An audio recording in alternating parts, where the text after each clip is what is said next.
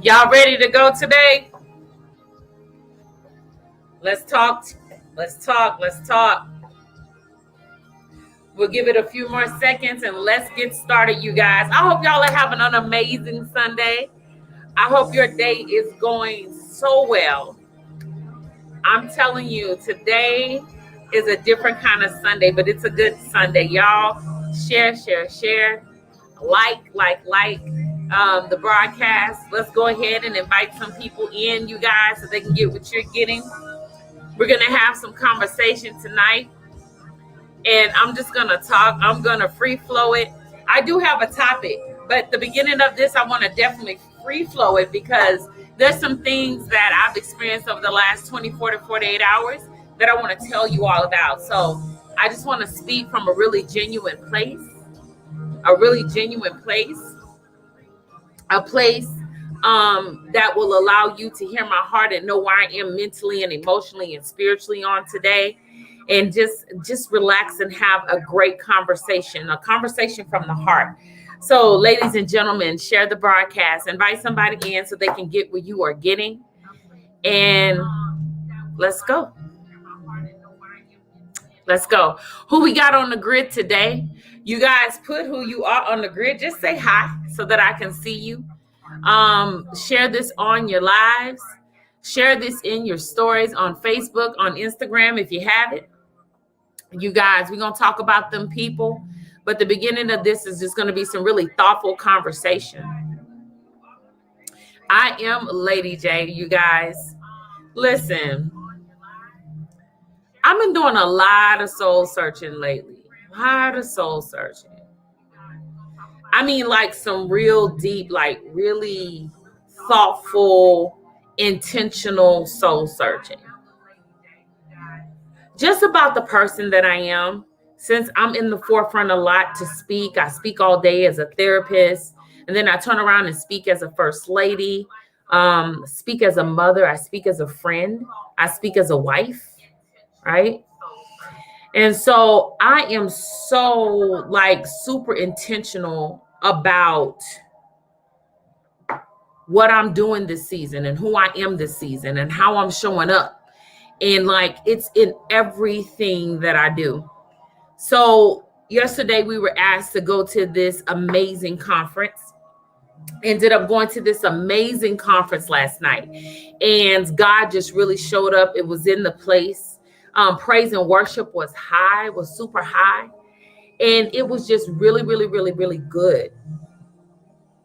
And I can tell you, I'm at a place, and I was telling my husband before I even got there, I said, I'm at a place where I need God at another level. Like, I really need God, like at this other level. Like, I really need him. Like, I felt like, I don't know if you've ever felt like there's no other choice. Like, there's no other way. Like, I know in myself that I've tried other things, but nobody but God.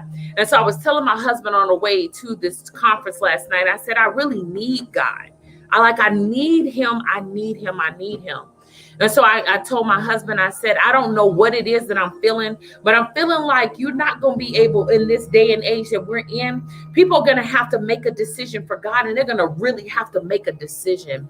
They're going to have to really choose. This is not the season where we're going to be able to play one end against the middle. You're going to really have to choose God. You're going to have to be on purpose. You're going to have to be intentional. And so I was telling my husband that on the way, and I just began to cry, kind of welled up. Tears came to my eyes because I was like, no, you don't understand. Like, even talking to you now, I can't really do it justice. It's like God was telling me, no, you're going to really have to choose him this season. And so we get to the place, we get to the conference, we're all masked up, and we begin to praise and worship, and the praise and worship is going amazingly. And God is moving in the place. And then the man of God gets up to speak. And he pretty much confirms the word that we're going to have to choose God this season. I don't know who I'm talking to, but you're going to have to choose God. This ain't the time to be lukewarm. This ain't the time to be indecisive. You're going to really have to choose him for real. Listen, we're in a time where God is going to have to be really in us. And we're going to have to really be in him. And that is what the man of God was talking about last night. He was talking about abiding in God as he abides in us. He was talking about that relationship going both ways and not just going one way. Where we say we just merely know about God, but we don't know God. We're not intimate with him. And so, you know, as I'm going through this transition in who I am as a woman, who I am as a person, how I show up in the world, how I show up to a table,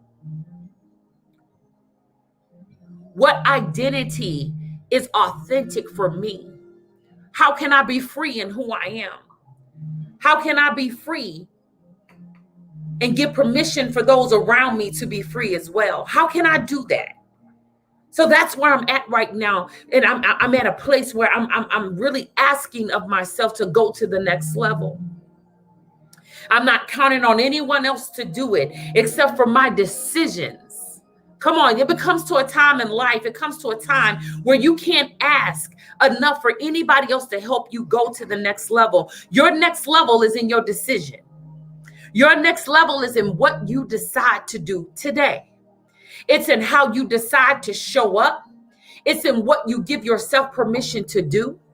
It's in what you give others permission to do around you. Come on. It's in everything in who you are this season. And so I'm just at this place where I'm just like, okay, God, what is it that you want to do? I'm making a demand of myself to be more authentic. I'm making a demand of myself to be more sincere.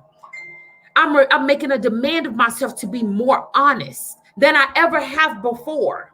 But from a really pure place, not from an egotistical place, not from a rude place, but from a really freeing place where I can just be myself.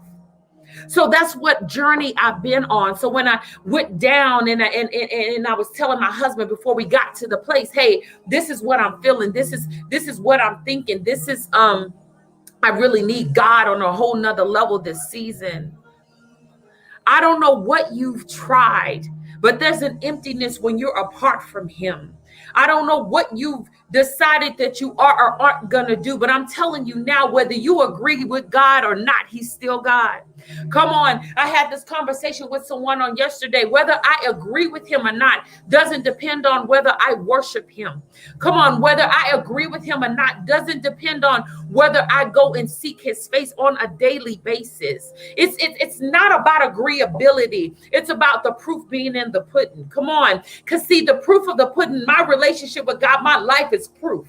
The fact that I didn't slip my wrist is proof. Come on, everybody, listen, we all got our own testimonies, but there's some things in my life that's just proof positive that God is who he says he is. Come on. And sometimes I think we get caught up in the fact that he tells us no, that we forget all the things that he said yes about. Come on. God may have told you no about 3 things that you really wanted, but he told you yes about 10 other things, including your right to live, including your right to breathe today, including your right to stand on top of the ground and the ground not to be on top of you. Come on. God's yes far outweighs his no's on today. So I'm in this place where I'm just really seeking intentionally, like the actual power of God, and I mean it for real.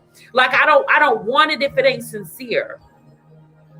I don't want it if it ain't sincere. I mean, like the real anointing of God, not this place stuff that we come up with. I'm talking about like the real anointing of God, the anointing of God that actually shifts the room, not just to have people be in awe, but to actually change, actually to break change, actually to free the minds and the hearts of the people. I'm talking about to flush out. I'm talking about to stand up straight. I'm talking about to lend hope to where there is no hope. Come on, I'm telling you, this thing on today is so real. People are ready to check out of this thing. See, life is important to you, but it may not be important to the person that's next to you. I keep telling everybody, stop thinking that everybody thinks the same. Stop thinking that everybody wants to live. This don't mean what it means. It don't mean to somebody else what it means to you. So I'm in a place to where I'm pushing myself to get rid of my own mask. I'm pushing myself to get rid of my own crap. I'm pushing myself to get rid of my own way of thinking. I'm challenging myself to shake it up a bit and to kind of show up way different. Way different. I had noticed I started to be really cold with people. When someone gave me a compliment, you know how sometimes you get that warm fuzzy? I had become kind of numb to that. Numb to compliments. Numb to accolades. And it came because of a lack of trust. A lack of trust in people, a lack of trust in things. So I'm pushing myself. I'm pushing myself. And I'm asking God to warm my heart up again. So I'm just sharing with you my personal journey because I feel like in this season that is absolutely necessary. It's absolutely necessary that we go to a different level. And I just want to know how you plan to get there. How do you plan to get to this place where you're actually operating at your optimal level? If you're in the kingdom of God, I want to know how you plan to get there. There's a breaking that must happen. There's a breaking that must happen. God has to break us out of everything we think we know. He has to readjust our understanding, readjust our perspective. A lot of us are functioning on empty. We're functioning on a level that we can't sustain. And so we're tired all the time. We're irritable all the time. We're pissed all the time. We're angry all the time. We want to fight all the time.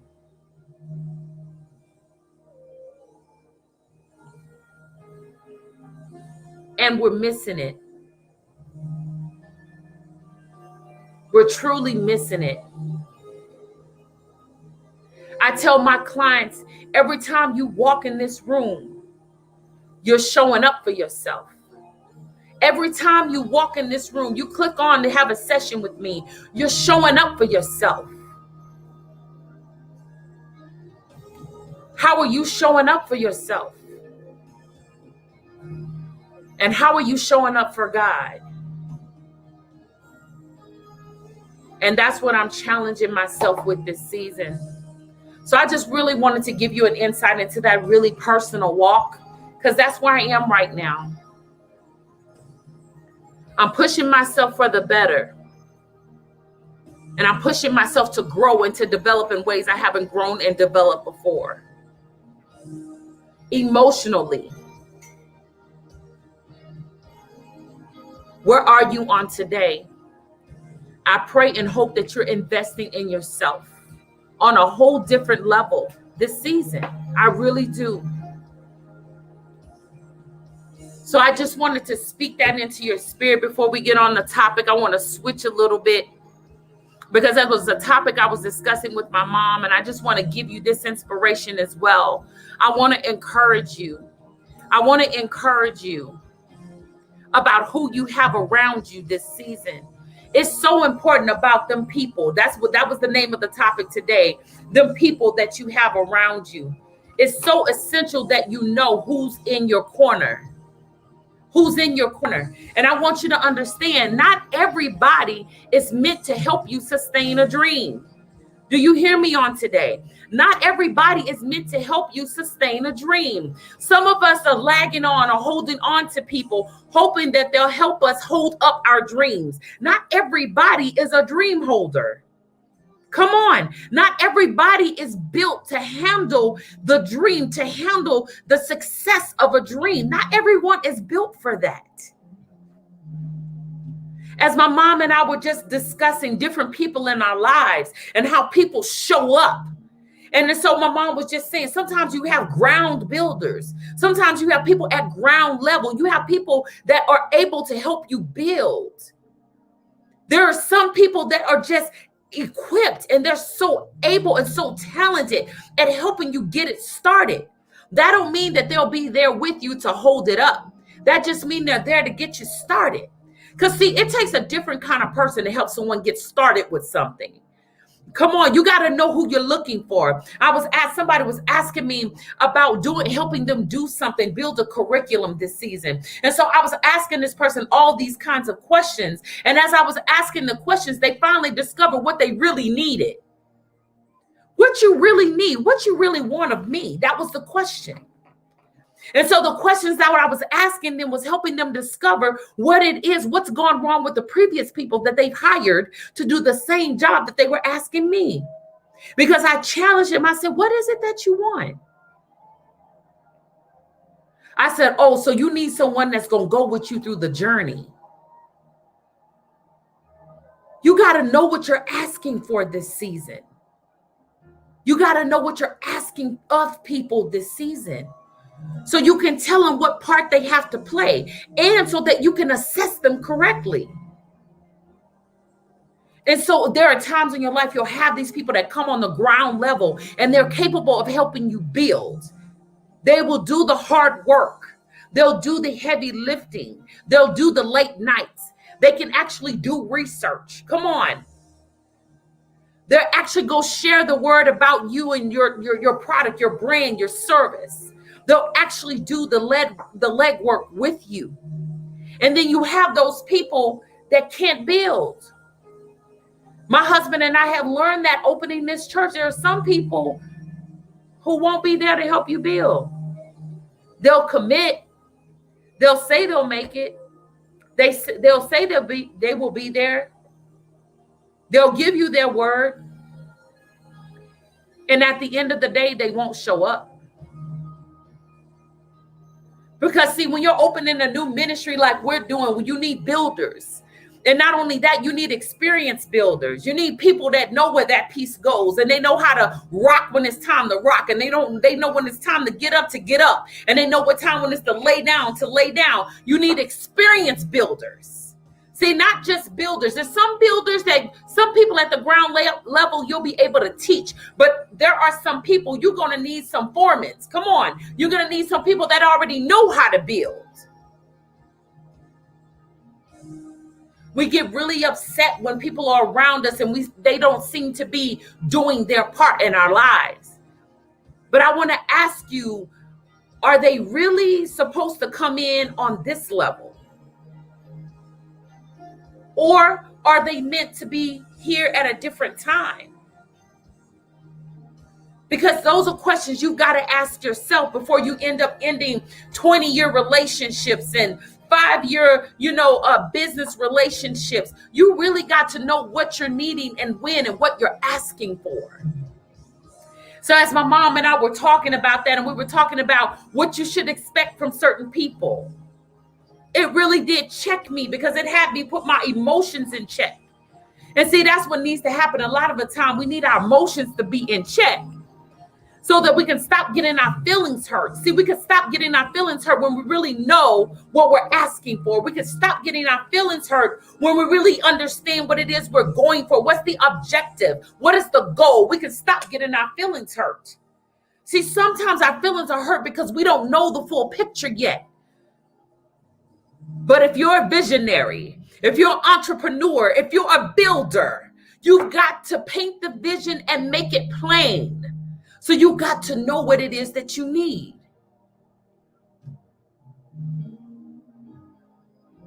You got to know what you need so that the confusion doesn't follow. So as her and I were talking about this, and she said, hey, listen, as you build and you get the ground builders, once it's established, once you're on your feet, sometimes they'll leave too. Does it mean that they were bad people? No. It just means that they were there to do a job and they had finished. Come on, they were there to do a job and they were finished. We hear it all the time. Why are we holding on to people so tight, expecting them to be a part of our life journey permanently? Sometimes it won't be a permanent stay. They won't be permanently a part of the journey. They're just there to help us build. They're just there to help us get on our feet. And then once we get on our feet, then there's another batch to come in. There's other people to come in. That person I was talking about that's going to help you hold the vision. That's going to help you run with the vision. That's going to help you share the vision. I want to help you get delivered from getting your feelings hurt and getting to the point to where you've unfriended everybody and getting to the point to where you hate life, or you're giving up on your dream because you don't understand what it is that you need at this time. You've got to understand where you are and what you need. It's got to be a thing. You hear me on today? You've got to correctly assess where you are. Correctly assess the tools that you have in your toolbox. Every time you're building a dream, and I would tell anybody this, new entrepreneurs, new pastors that are starting ministries, sometimes the first thing you don't need is a team. Because see, you're still working out the kinks. You don't need a team at the beginning. It's nice to have, but you don't need a team at the beginning. See, you got to know what you need, when and where. Sometimes at the beginning, it's not a place to have a team. See, at the beginning, it's just for you to get on your own side. Come on, just for you to be able to root your own self on. Do you have the stamina to take the vision to the end? Come on. Sometimes it's just not about you getting a team so they can encourage you. Because remember, as the visionary, you're going to have to encourage them. So if you don't have the stamina to keep your own self going in your own vision, how you going to do it for other people? Come on, you got to know what you need, when and where. See, at the beginning of a vision, what you need is for you to get on board. What you need is for you to accept what it is. For you to be able to work out the kinks. For you to be able to write the vision and make it plain. For you to be able to live, sleep, breathe, and eat your own creed, your own terminology. Come on, your own product. For you to begin to believe in it. And even when that comes, you have to ask yourself, at this point, do I need a team? Because see, as the visionary, you're still responsible for knowing what direction you're going in. So even after you get the product, you get the service, and you believe in it, and you build it, and you make sure that you know it backwards and forwards, where do you go next? Visionary, you need a roadmap. Visionary, you need to know where to go. Come on. Know what you need, how, and where. Know who you need, when, and how, so that we can begin to be in a place where we're actually gaining more momentum, and we're not getting stagnant, and we're not getting angry. Come on. I've cursed many of people thinking, aren't they supposed to be here? But God is telling me, not yet, not now. That's not what you need right now. I know you think you need that right now because it's lonely. Come on, visionaries and leaders, this is a lonely place to be.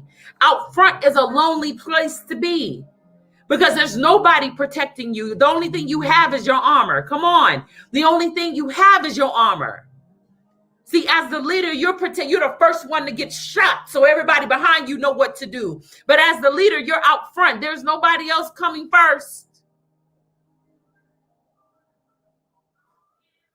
Do you hear me on today? So as a leader and as a visionary, you got to know what you need and where, so you won't be so mad at them people. Because we get really mad at them people.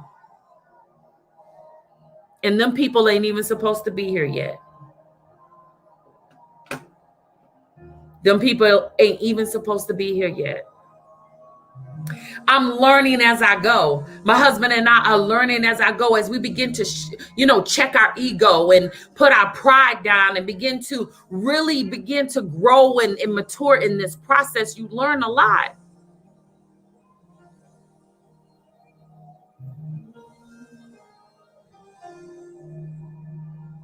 And as the leader, if you don't learn how to encourage yourself, you will fall in the process. You've got to know to encourage yourself. Your own encouragement of you and what you're doing is going to be one of your biggest assets. And it's going to be one of your biggest and strongest weapons. Because when other people leave, walk out, don't do what they say they're going to do, don't show up when they say they're going to show up, take you and bleed you dry, you're going to have to know why you're doing what you're doing. It's great to see the wonderful leaders and the leadership teams, and that's great and that's appropriate at a particular time. But if you're at the beginning stages, and really no matter what stage you're in, you got to build that. You've got to encourage yourself. You've got to encourage yourself in a way that inspires someone to follow you. And that's sometimes as leaders, I don't think we get that. We've got to encourage ourselves and move in a way that in such a way that it inspires people to follow you. I've been at churches with great men and women of God where they've cast visions that are so amazing. And they have people sow in millions of dollars into that vision. And I'm telling you, I've even sold more money at one time than I had ever sown in this one man's vision of the church I was going to. He was so convincing. He was so convincing. He showed us architectural plans, and from those plans, he would tell us whole stories of things that weren't even on the paper. It's powerful when someone can paint a vision from nothing. Know what you need, when you need it, and how you need it. Know who you need, when you need them, and how you're going to need them. So that every stage of your journey, of your growing, your development, your business plan, you won't get so frustrated with them people. You won't get angry and discouraged. That'll be lessened in this process if you know the hows and the whys. And so you'll have those people that will carry that vision along with you, those people that'll come alongside you and carry the vision. And then you'll have people that won't show up until the vision is actually in operation. When the vision is actually working is when they're going to show up. And you know what? You need them there only when it opens. Okay? Some people you really don't think you need them at the beginning. You don't. You need them when it opens. You're going to need those people to come sit in the seats. Sometimes that's the only thing that people are capable of. That's not a mean thing. That's just knowing who you are. I used to tell women this. Sometimes I'm a woman, I'm a builder. You know, and I used to think to myself, could I see myself with a certain type of man? I was like, if a man is willing, I really could be with any type of man because I'm a builder. That's what I do. I can transform and make things and encourage things, and I can see things and I can polish things. It's a lot of work, but I can do it. I'm a builder. But I've learned as being a builder, a sustainer is something different. See, my husband is a sustainer. He's the person that's going to come, and he's not only going to have the vision, he needs someone that can help him build it, but he's going to sustain the vision, and he's going to have the stamina to carry the vision to fruition. You got to know who you need, where you need them, and how you need them, so that you can begin to appreciate the people that are in your life and the part that they play. So the frustration, like I said before, won't be there. The tension won't be there.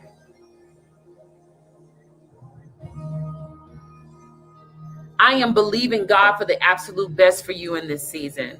But I am believing God that for in this season, for everyone who's starting something new, whether it's growing, whether it's changing as a person, whether it's developing something, that we go to another level of maturity regarding what we need and how we need it, that we'll be able to verbalize differently than we have in the past, instead of losing relationships and losing valuable connections because we don't know how to express what we need. I hope that we'll take the proper assessment. We'll actually sit down and write down our vision, and we'll make it plain. Come on, we'll know who to cast the vision to, who to trust the vision with, who not to trust the vision with. Come on, we'll be that much more wiser.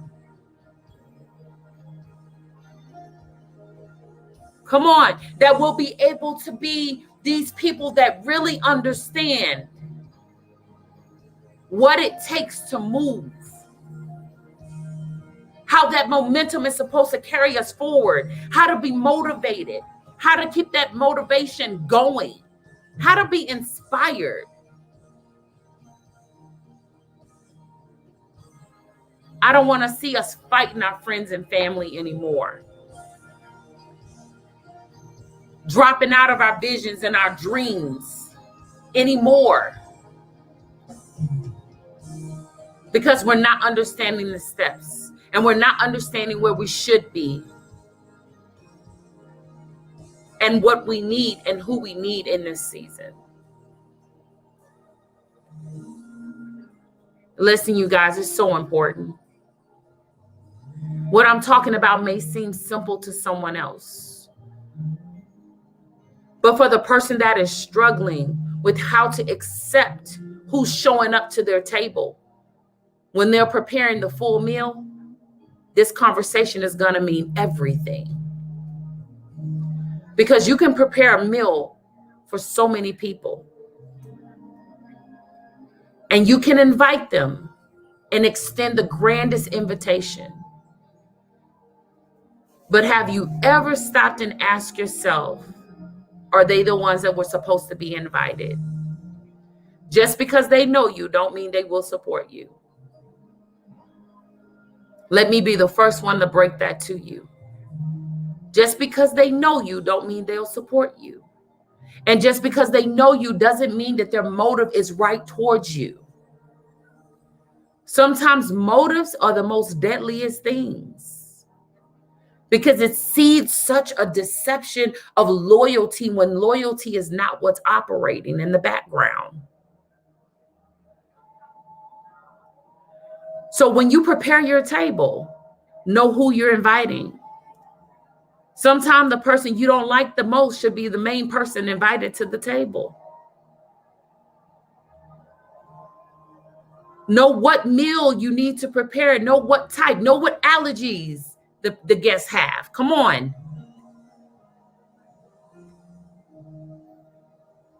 Just be very mindful about how you set your table this season.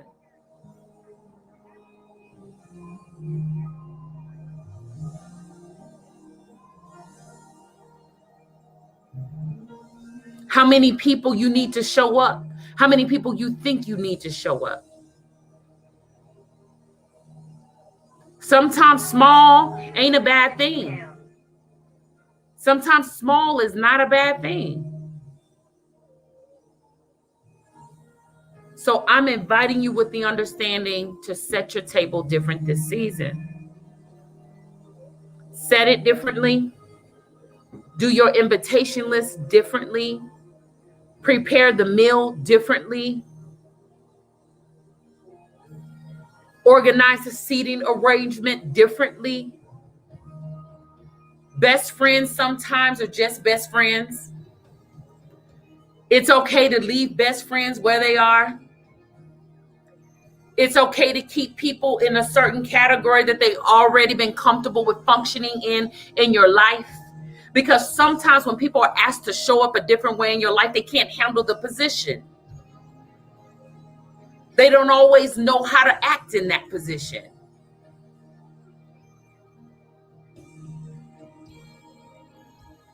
So I want us to be wiser so we can have the best relationships possible. Not just with them people, but with ourselves. So we can deal with the pain better. So the pain doesn't automatically take us out of here. Because that's what happens sometimes. We can't handle the rejection. We can't handle the inability to be supported or to be loved on, and we give up. So I'm encouraging you to keep going. I'm encouraging you to keep moving forward. Put one foot in front of the other and keep going. And learn what you need, when you need it, how you need it, who from, and what they can do. You guys, this is Lady J Speak, and I'm encouraging you to make sure that you make every day intentional.